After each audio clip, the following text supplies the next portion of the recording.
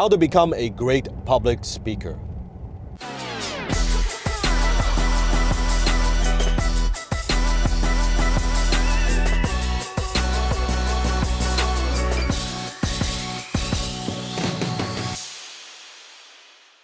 This is Dan Lok. Welcome to an episode of Boss in the Bentley.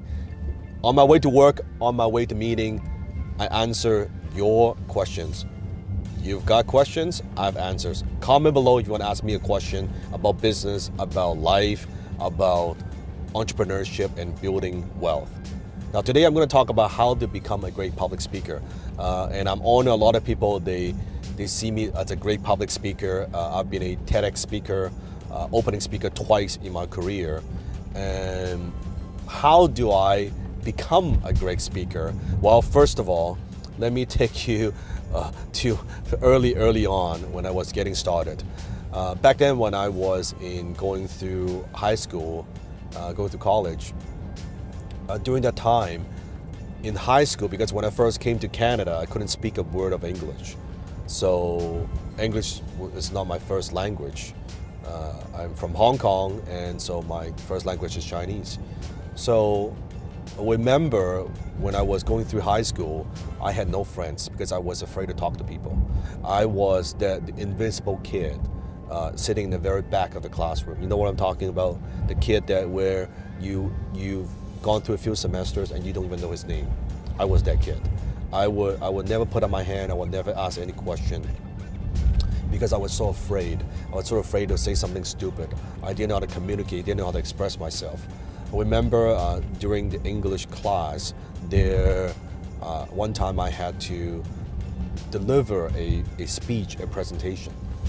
I was so terrified that I didn't want to do it, that I would skip that portion and I would hide in the bathroom because I was so afraid.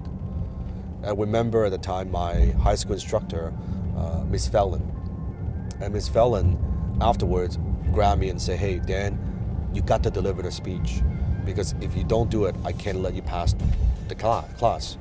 Just deliver it. I don't care how bad it is. I'm gonna let you pass, but you got to do it. And if you're worried, no problem. After school, come to see me. I'll work with you, craft the speech, and you can deliver it in front of the class. I'll let you pass." And I said, "Okay, I'll do that." So after class, I stayed, and she helped me craft the speech. And at the time, I was just talking about some basic things. I think I was talking about Bruce Lee, if I remember correctly. And I delivered the speech. I remember I would go up to the front of the classroom, and my hand would be shaking, my knees are locked, and I would be sweating, and my face looked pale, and I just delivered the whole thing, like not even delivered, just reading through it, and then it's done, and I put it down, and the people, like a couple of people clap, and afterwards, and I thought to myself, wow, I didn't die. I did not die from that experience. I'm still alive. Okay, this is good. I'm still here. And I want to thank, by the way, I think Miss Fallon for kind of giving me the confidence, pushing me outside my comfort zone to be able to do this. And afterwards, that planted a seed in my mind. I don't know, somehow that planted a seed in my mind and said, you know what, maybe I want to overcome this fear. I want to overcome this shyness. I could just sense that it does not help me. It does not help me in any way. It's holding me back in life. So I joined Toastmasters. If you don't know what Toastmasters is, it's basically a non-profit organization. It's all over the world. You can go to a Toastmaster club and you can practice your presentation skills. So I joined Toastmasters, and I joined a club in Burnaby called Metro Speakers. I joined the club and I just showed up, and people were very friendly at the time. Like, they're all great people, and I showed up and I just practiced. And I deliver my speech, and I follow the manual, right? You do an icebreaker, storytelling, humor speech, and I did all of that. And I was so hungry that I was delivering a speech every single week, because they have a meeting every single week. So I was delivering some kind of speech every single week. I don't care if it's table topic, where you're doing impromptu speech. I don't care if it is like hosting the meeting. I would show up, I would help set up, all of that. And every single week, I would deliver a speech. And I complete the program very, very quickly. What took people like sometimes 3-4 months, I got it done in a month, right? And so afterwards, people, because after every single speech, people would give you a little form, and they would give you feedback on like how's your delivery, and people started writing, oh, good job, awesome, excellent, and then after 6 months in, people start writing, oh, you're natural at this, you've got talent, oh wow, like great skill. I'm like, natural, talented, what are you talking about? There's nothing natural about this. But because of that, I started getting a lot of positive validation. That, oh wow, and people come up to me afterwards, great speech, Dan. I mean, what you shared with me really touched me or really moved me. And I thought, well, this is amazing. And it's the first time in my life I started to understand the power of words, that being a good communicator, the effect that would have on you. And I started becoming have more confidence in myself, being able to communicate with people. Because in high school, I remember after school, I would walk, I would not make eye contact with people. I would just have my school bag and I would look at the floor and would just walk like that. I would just go home through the hallway, pass by the locker. I wouldn't make eye contact with anyone. I wouldn't talk to anyone. That's where I was. Through Toastmasters, it helped me develop that skill. And later on, because I was so active in the club, I got voted to be the president of the club. At the time, I was the youngest president for Toastmasters in my district. I was probably, I don't know, 22, 23. And I lead the club, I managed the club. We became one of the most successful clubs in our division, our district, that we have more members than anybody else. We charge more than anybody else with our waiting list.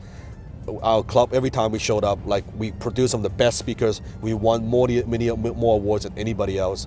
I'm very, very proud of that because I learned leadership during that period of time, how to work with people, how to communicate with people. In my early, like I was although I'm the president, but I'm working with people who were older than me, right? Also, they're volunteers. But how to manage a group of volunteers, that's not easy, right? So through that period of time, I learned my skill and I honed my skill as a public speaker. And afterwards, it's because of my business and people started asking me about, oh wow, as I was becoming more successful in internet and digital marketing, people started asking me, can you teach me? I said, okay. So I started running a little workshop where first it was like 2-3 people, nobody showed up. With my mom, like including my mom, like 2-3 people, and then but it grew to 10 people, 20 people, and they brought their friends, and 30 people, 100 people, 200 people, and then it just got bigger and bigger and bigger. So I could tell you that, oh yeah, I'm born such a with talent, or I'm born to be a great speaker. That's not the case at all. I never ever thought of becoming a public speaker. That was you got to think about it. When I was a kid in school, couldn't even pronounce words properly, couldn't even speak English. That's the furthest thing away from my mind, to be a speaker, inspire people, and making video like this. Forget that shit. I was just wanting to learn enough, being able to communicate enough that I could talk to people. That was it. But step by step, as I was improving, I was getting better, was getting validation, suddenly one day I realized I have a gift. It's only then I realized maybe I don't have to be a perfect speaker, but maybe something about the way I communicate, something about the way I share my message, it resonates with people. It touches people's heart. That's after many, many years later. Then I realized, okay, maybe this is a skill that I could further enhance and turn it into something that would help me, but also change a lot of people's lives. So it was not my intention from day one. It was, you try it and do that and do that. And how do you become good? Many years ago when I was training with my Sifu, Ted Wong, who was Bruce Lee's original students. Someone was asking, well, how did I become Bruce Lee? My Sifu said, very simple, you put in Bruce Lee hours. How do you become a great speaker? You put in the great hours. Study other good speakers, look at their videos, attend their training, attend their workshops, look at how they deliver, how they present. Try to mimic that. It's okay in the beginning because you can mimic, you can imitate, before you develop your own style. Later, you can develop your own style. But first, do all of that. For every 5 minutes on stage, me on stage, I spend about roughly an hour of preparation off the stage. Every 5 minutes on stage, I spend about an hour off stage, just for me. Even at this point, before I go on stage, I'm practicing, I'm rehearsing. That's what professional does. And most people, they don't practice enough. You only get nervous when you only be afraid of delivering that speech because of lack of preparation. But if you're well prepared and you practice a lot, then you go up there and it's okay. And when you do it enough, when you do enough time, now your brain knows, okay, you know what you're doing. Even if you have to deliver a speech like now to really like hundreds of thousands of people on camera, no script, you're okay because you're not so much focused on perfection. I'm focused on connection. I'm focusing on speak from my heart. I'm trying to think of, I got to deliver every word perfectly. That's not the point. That's not what makes you a great speaker. A great speaker is about connecting with the audience, connecting with your viewer. That's what makes you a great speaker. It's not about telling that perfect story or that perfect gesture. It's not about that. People don't care about that shit. That's what makes you a great speaker. So if you want to be a good speaker, put in the hours, join Toastmasters, and you got to practice. And study great speakers, and you practice. It might take you some time. It took me years. But you know, if you just showed up every day, showed up, and you keep showing up, you will become better. I guarantee you that. And then one day you may be just like me, you realize, you know what? Maybe I have got a gift. Then maybe this is my talent. Maybe I could utilize this. Maybe I could use this to impact people and help people and transform people's lives. Maybe, just maybe.